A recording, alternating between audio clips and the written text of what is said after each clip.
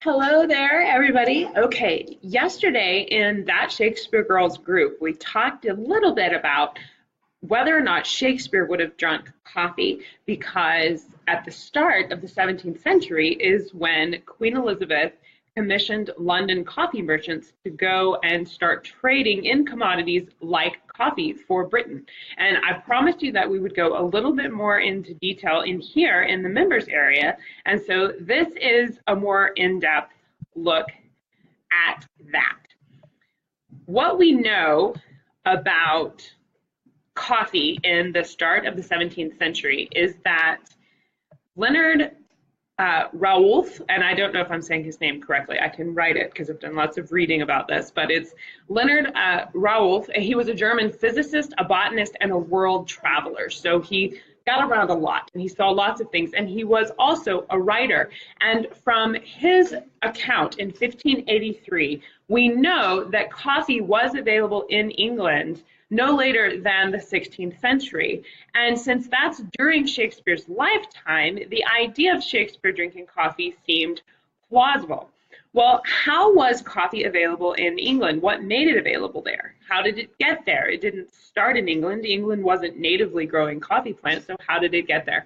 It largely got there through the East India Trading Company and the Dutch East India Trading Company.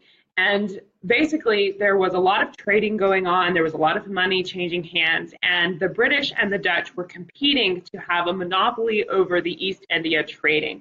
And so in December of 1600, when Queen Elizabeth commissioned these London coffee merchants to go and start trading in the East India trades, she was doing that intentionally to try and get Britain positioned to corner the market. They were specifically looking for products and goods that they could trade that the Dutch did not already have a monopoly on. And they wanted to use it to control their empire, and so that's why she was there in the first place.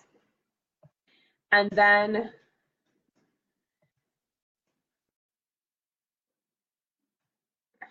I'm sorry, I had this pulled up to show you. Oh yes, okay. So in December of 1600, Queen Elizabeth gave them permission and they headed out and they started going over there to do these trades. And then in 1608, which was, since we're comparing this to Shakespeare's life and what was going on in England, at this time Shakespeare was 44 years old. In 1608, he was 44 years old, and he was finishing up the play Pericles, and he would use this year to write his play Coriolanus. And we have state records of, in 1608, ships belonging to the East India Trading Company bearing letters from Queen Elizabeth to the leaders of the countries where they were visiting, docked in Surat, India. And we know that they went there and they would spend the next 2 years establishing a trading post there for Britain. Now, in Leo Tolstoy's, can't talk this morning, not enough coffee. Leo Tolstoy wrote a fictional book called The Coffee House in Surat, and it's a fictional story, but it's based on a real coffee house there in Surat, India. And this real coffee house was frequented by travelers. It was a hub for foreign travelers, and they served coffee there. And coffee was, much like it is today, this social activity. And so it makes sense that since they established their trading company there where the coffee house was famous and frequented by foreigners, that the foreigners that were going from the East India Trading Company would have gotten coffee there and likely taken it back to Britain as one of the commodities that they were trading in. Now, we know that Shakespeare was a patron of Queen Elizabeth, and Whitehall Palace, where Shakespeare was performing these plays in December of 1600, would have been the same court that the trading company would have shown up and sort of reported on their wares. And state records for the court of Queen Elizabeth does show that the East India Trading Company was there at the same time Shakespeare was there. Now, whether they talked or, did the East India Trading Company present before the court before or after Shakespeare and his company came and presented their play before Queen Elizabeth and the court, I don't know, but it's a lot of intersections. So it makes sense to me from what we do know that Shakespeare and the coffee traders would have crossed paths. Shakespeare would have known that coffee was being traded. Would he have called it coffee?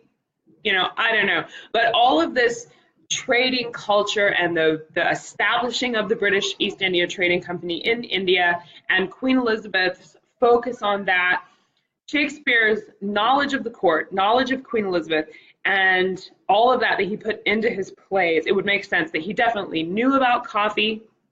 He knew it was being traded. He had probably seen it displayed at court as something they were bringing back to show Queen Elizabeth. Whether or not he drank it, I can't tell definitively, but it seems entirely possible that yes, it was in England while Shakespeare was there, so he probably at least tried it, but it wasn't this drink that they had every day.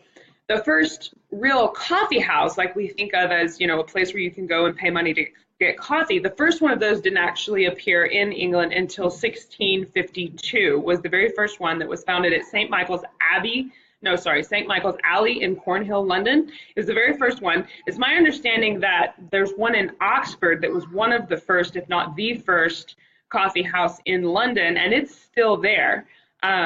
I think it's operating under a different name now, but you could go and see the place where it was, and the building where it was is still there.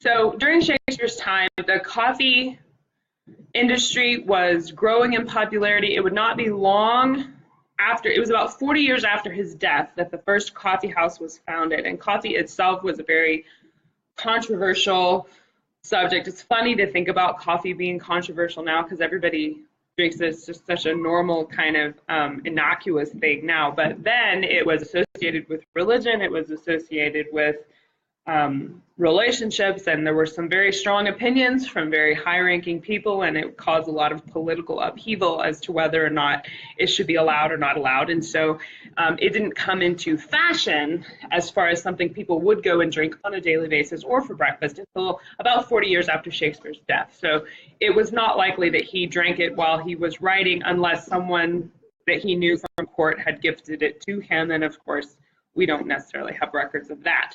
So it's possible that he had seen the coffee, he had probably heard about it in political discussions, and it was definitely a part of the conversation in London during his time. But if you would like something interesting about coffee and tea, Shakespeare's Birthplace and Trust is opening up a cafe, and they are going to be serving both coffee and tea there, even though neither of those things are stuff that Shakespeare drank, but they will be serving Shakespeare blends. The Golden Monkey Tea Company has a Shakespeare blend, which was actually formulated off of the play Romeo and Juliet, if you can believe it. And so while you're visiting Stratford, you can have a cafe, you can have coffee and tea, even though Shakespeare didn't drink either one, but we recognize the creative benefits of coffee to us as artists and writers, and so definitely we think the combination of caffeine and Shakespeare blends very nicely, and excited about that new edition that they will be having there. So if you're in London or you're visiting Stratford, definitely go check out the Birthplace and Trust. It's a wonderful way to learn about Shakespeare, and you can drink coffee and discuss and debate with your friends about whether Shakespeare would have tried it or not, and it'll definitely enhance your visit to Stratford. So, I did additionally find out that there are numerous coffee mugs and coffee paraphernalia that are Shakespeare themed. So if you're like me and you love to drink coffee and tea, you can definitely combine your love of coffee with Shakespeare in that way. So thank you for joining me. Thank you for being here and being one of the members here at That Shakespeare Girl. I hope that you guys have a great day. Bye-bye.